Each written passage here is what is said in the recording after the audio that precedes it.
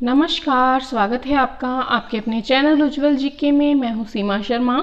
आज हम 10th class geography का फर्स्ट और सेकंड चैप्टर देखने वाले हैं। महत्वपूर्ण प्रश्नों की संख्या 105 रहने वाली है और यहां पर लगातार 6 से लेकर 10th तक जो है ज्योग्राफी करवाई जा रही है।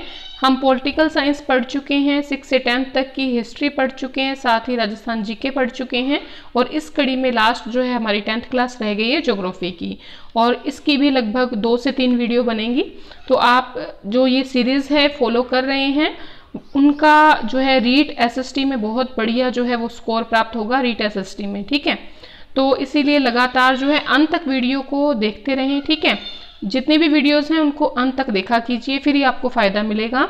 और चैनल को आपने सब्सक्राइब नहीं किया है तो प्लीज़ उज्ज्वल जी के चैनल को सब्सक्राइब कर लें, पास के बेल आइकन को ज़रूर प्रेस करें ताकि नई वीडियो की नोटिफिकेशन आपको समय रहते मिलती रहे। अगर रीट की तैयारी कर रहे हैं तो आप रीट से संबंधित एसएसटी की 182 वीडियो जो है आप देख सकते हैं और साथ ही मेथड पढ़ सकते हैं, साइकोलॉजी पढ़ सकते हैं। अगर ये सारे वीडियोस देखना चाहते हैं आप उज्ज्वल जी के चैनल पर विजिट करके देख सकते हैं। तो आज महत्वपूर्ण प्रश्नोत्तर रहेंगे 105। अगर जो विद्यार्थी रीट की तैयारी कर रहे हैं तो उनके लिए ये वीडियो देखना बहुत ही आवश्यक है। इसमें बहुत ही महत्वपूर्ण प्रश्नोत्तर जो है दिए गए हैं। पहला प्रश्न है, विश्व का सबसे लंबा बांध कौन सा है? विश्व का सबसे लंबा बांध जो है वो है हीराकुंड बांध, ठीक है। जो हीराकुंड बांध है इसकी लंबाई है 48.1 मीटर, ठीक है।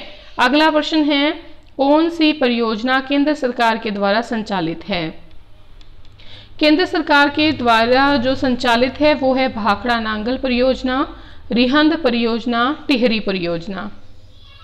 भाखड़ा नांगल परियोजना में कौन सा राज्य शामिल है या कौन से राज्य शामिल हैं? तो राजस्थान है, हरियाणा है और पंजाब है, ये भाखड़ा नांगल परियोजना में शामिल हैं।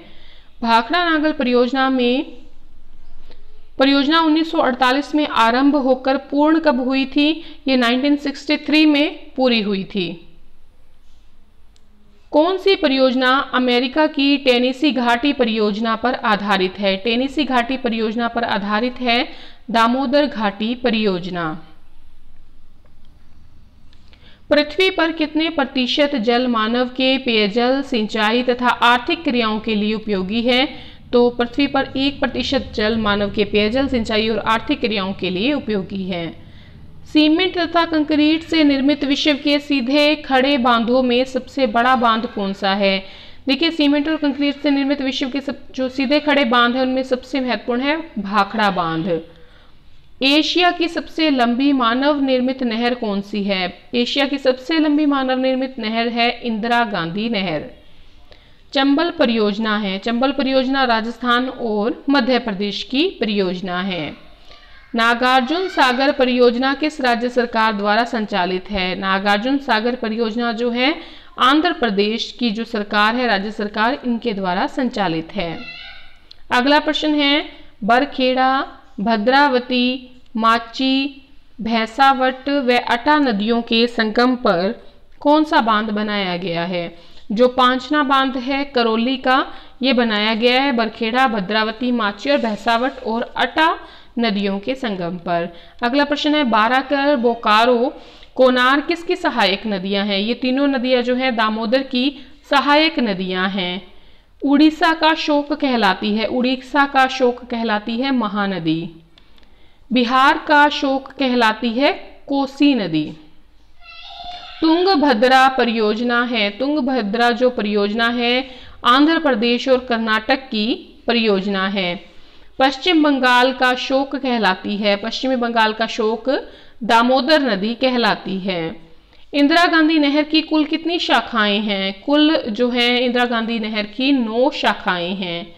बीसलपुर बांध की लंबाई कितनी है? बीसलपुर बांध की लंबाई जो है 574 मीटर है।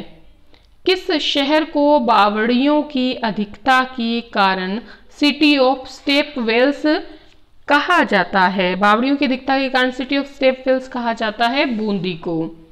अगला प्रश्न है, म्यूराक्षी व फरक्का परियोजना है। तो देखिए, म्यूराक्षी और फरक्का परियोजना पश्चिम बंगाल की परियोजना है। राजस्थान व मध्य प्रदेश की संयुक्त परियोजना चंबल घाटी परियोजना का प्रारंभ कब हुआ था? इस परियोजना का प्रारंभ 1953 में हुआ था। माही बजाज सागर बांध कहां पर स्थित है? ये बोरखेड़ा बांसवाड़ा में स्थित है। बनास नदी पर निर्मित बिसलपुर बांध किस कस्बे के पास में है? किस कस्बे के पास में है बिसलपुर बांध? तो ये टोडा रायसिंह टोंक के जो है पास में है। जवाई बांध परियोजना स्थित है। जवाई बांध परियोजना पाली में स्थित है। नारायण सागर बांध स्थित है। नारायण सागर बांध जो है अजमेर में स्थित है। माही परियोजना है। माही परियोजना राजस्थान और गुजरात की परियोजना है। कौन सी परियोजना आदिवासी क्षेत्रों के आर्थिक विकास हेतु सिंचाई तथा विद्युत सुविधाओं के विकास के लिए आरंभ की गई? तो माही बजाज सागर जो परियोजना है ये आदिवासी क्षेत्रों के आर्थिक विकास के लिए सिंचाई और विद्युत सुविधाओं के विकास के लिए आरंभ की गई थी। नर्मदा परियोजना स्थित है। नर्मदा परियोजना बाड़मेर और जालोर में स्थित है। दामोदर घाटी परियोजना किन राज्यों की संयुक्त परियोजना है? दामोदर घाटी परियोजना पश्चिम बंगाल और झारखंड की संयुक्त परियोजना है।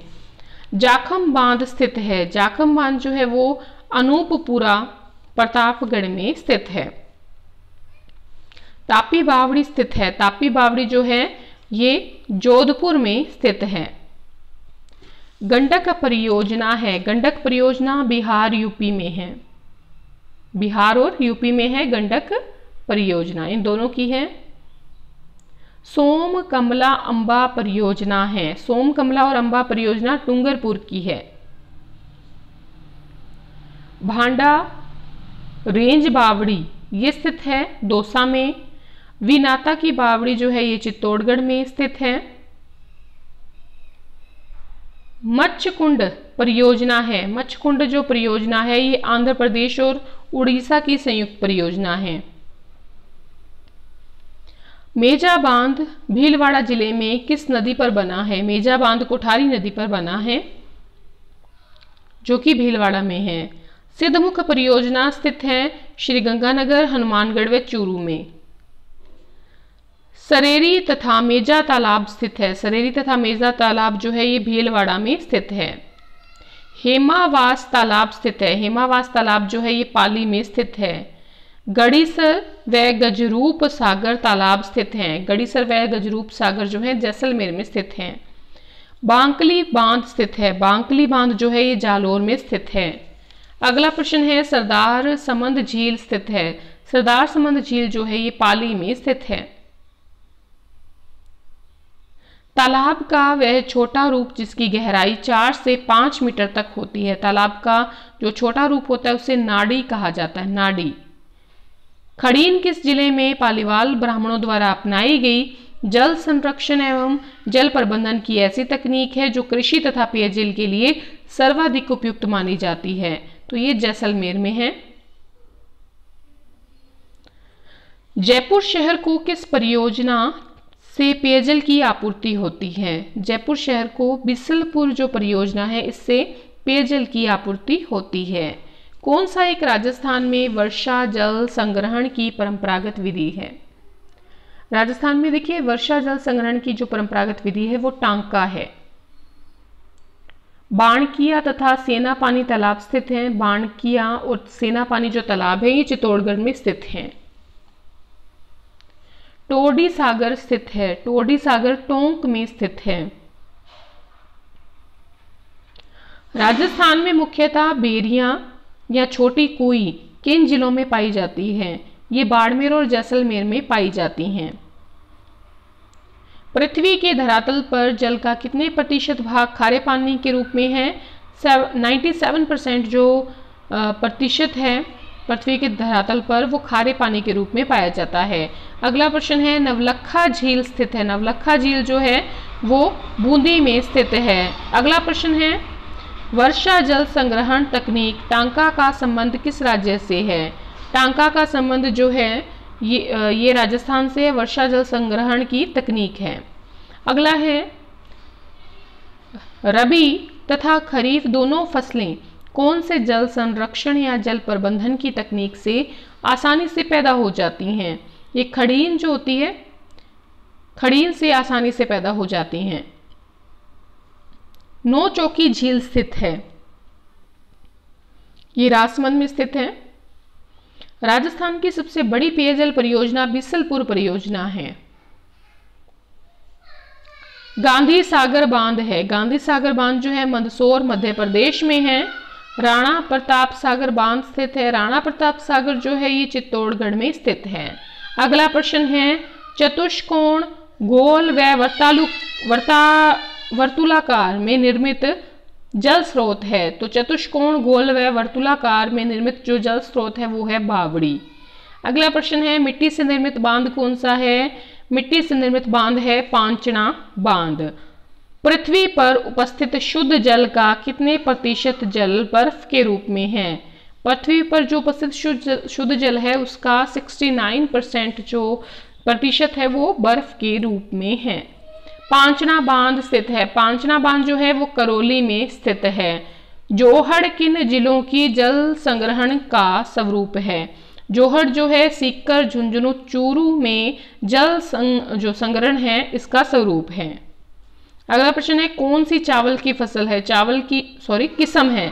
तो चावल की किस्म है अमन, बोरो, ओस। देखिए अगर अमन की बात करें तो ये मानसून जो काल है उसमें बोई जाती है। अगर हम बोरो की बात करें तो ये ग्रीष्म काल में बोई जाती है। और अगर हम ओस की बात करें तो ये बोई जाती है शीतकालीन, ठीक है, शीतकाल में बोई जाती है।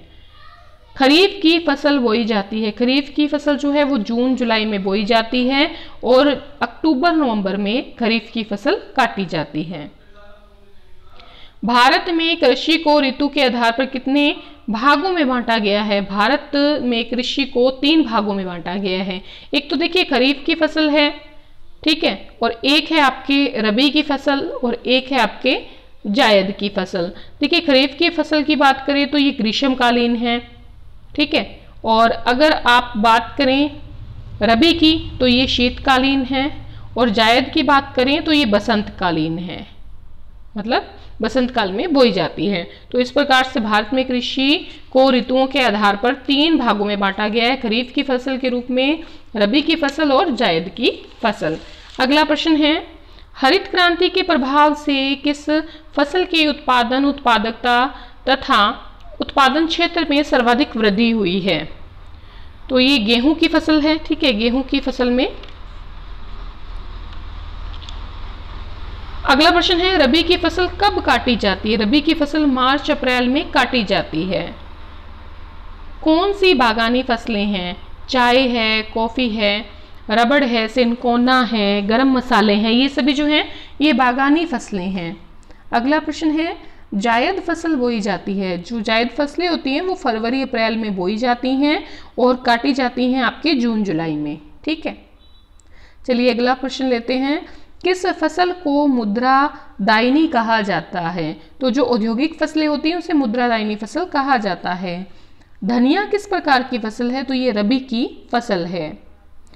कौन सी रबी की फसलें हैं? अफीम, जीरा, इसबगोल, ठीक है। कब बोई जाती है? सर्दियों में।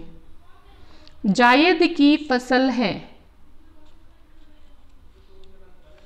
जायद की फसल है तरबूज, लौकी, ककड़ी। खीरा फसल है, खीरा जो है ये जायद की, ये भी किसकी फसल है? जायद की ही फसल है। चना है, चना किसकी फसल है? रबी की फसल है, सर्दियों में बोई जाती है। गेहूं का सर्वाधिक उत्पादन राजस्थान में होता है, तो श्रीगंगानगर में होता है, हनुमानगढ़ में, अलवर में और भरतपुर में। गेहूं की फसल के लिए तापमान होना चाहिए, तापमान देखिए 10 डिग्री से लेके 25 डिग्री सेंटीग्रेड तक जो है तापमान होना चाहिए गेहूं की फसल के लिए। कौन सी खरीफ की फसल है? खरीफ की फसल है सोयाबीन, गन्ना, उड़द। गेहूं की फसल के लिए उपयुक्त मिट्टी कौन सी है? तो दोमट और चिकनी मिट्टी जो है ये गेहूं की फसल के लिए उपयुक्त मिट्टी है। गेहूं की फसल के लिए उपयुक्त जो वर्षा है वो होनी चाहिए 25 से लेकर आपके 75 सेंटीमीटर तक तो बारिश चाहिए। तापमान चाहिए 10 डिग्री से 25 डिग्री सेंटीग्रेड का। चावल की खेती के लिए वर्षा चाहिए 75 से लेकर 200 सेंटीमीटर तक। नकदी फसल में सम्मिलित है? नकदी फसलों में गन्ना, कपास और जूट सम्मिलित है। कौन सी एक फलीदार फसल है? जो दाल होती है वो फलीदार फसल होती है, ठीक है। 17वीं सदी में मक्का को किसके द्वारा भारत में लाया गया था? पुर्तगालियों के द्वारा 17वीं सदी में मक्का को भारत में लाया गया था। बाजरा की खेती के लिए उपयुक्त तापमान कितना है? 25 से लेकर 35 डिग्री सेंटीग्रेड उपयुक्त तापमान है बाजरे की खेती के लिए। भारत में उत्पादित की जाने वाली चावल के बाद दूसरी प्रमुख खरीफ की फसल कौन सी है? तो वो है मक्का। ये बाजरे के बाद ये चावल के बाद जो है दूसरी प्रमुख खरीफ की फसल है। अगला है मक्का की कृषि के लिए कितनी वर्षा की आवश्यकता होती है? मक्के की कृषि के लिए 50 से 100 सेंटीमीटर की वर्षा की आवश्यकता होती है। भारत का बाजरा उत्पादन की दृष्टि से विश्व में कौन सा स्थान है? बाजरा उत्पादन में विश्व में पहला स्थान है भारत का। खरीफ में बोई जाने वाली दालें कौन सी हैं? मूंग, मोठ, उड़द, अरहर। मटर, चना, मसूर कौन सी फसलें हैं? मटर, चना, मसूर जो है ये रबी की फसलें हैं।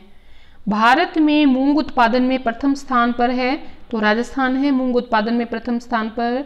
कौन सा भारतीय मूल का पौधा व बांस वनस्पति का वंशज है?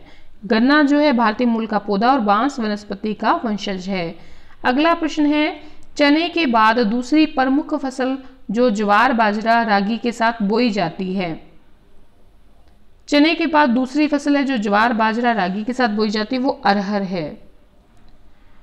भारत में सूती वस्त्र के प्रयोग के संबंध में उल्लेख मिलता है तो देखिए मनुस्मृति में और ऋग्वेद इन दोनों में सूती वस्त्र के प्रयोग का जो है उल्लेख मिलता है। भारत का चावल का सर्वाधिक उत्पादन चावल की किस किस्म के द्वारा होता है? तो देखिए अमन जो किस्म है इसके द्वारा होता है, ये मानसून कालीन है और 86% जो है इसके द्वारा उत्पादन होता है। चावल की खेती के लिए कौन सी मिट्टी उपयुक्त मानी जाती है? तो ये मानी जाती है चिकनी मिट्टी। ब्राजील मूल की फसल है, ब्राजील मूल की फसल है मूंगफली। कौन सी खाद्य फसल स्टार्च और ग्लूकोज निर्माण करने वाले उद्योगों को कच्चा माल प्रदान करती है? मक्का। भारत में गन्ने का सर्वाधिक उत्पादन किन क्षेत्रों में होता है? भारत में गन्ने का सर्वाधिक उत्पादन उष्णकटिबंधीय क्षेत्रों में होता है। राजस्थान में मक्का की पैदावार किन जिलों में कम है? मक्का की पैदावार बीकानेर, जैसलमेर में कम है। राजस्थान के किन जिलों में गन्ने की पैदावार होती है? गन्ने की पैदावार होती है देखिए उदयपुर, श्रीगंगानगर, भीलवाड़ा, चित्तौड़गढ़ और बूंदी में। अगला प्रश्न है राजस्थान में मक्का की पैदावार किन जिलों में अधिक होती है? मक्के की बात करें तो देखिए कोटा, बूंदी, बारां, झालावाड़, बांसवाड़ा और डूंगरपुर, यहाँ पर देखिए मक्का की पैदावार अधिक होती है। तो आज हमने 105 प्रश्न देखे हैं। अगर आपको वीडियो ज़रा से भी पसंद आई है प्लीज़ एक लाइक करें, ठीक है। कमेंट करके बताएं वीडियो कैसी लगी और अपने अधिक से अधिक मित्रों में शेयर करें, ठीक है। आज के लिए इतना ही। अगले चैप्टर के अंतर्गत हम देखेंगे तीसरा और आपके चौथा चैप्टर देखेंगे 10th क्लास का ज्योग्राफी का, ठीक है। आज के लिए इतना ही, धन्यवाद।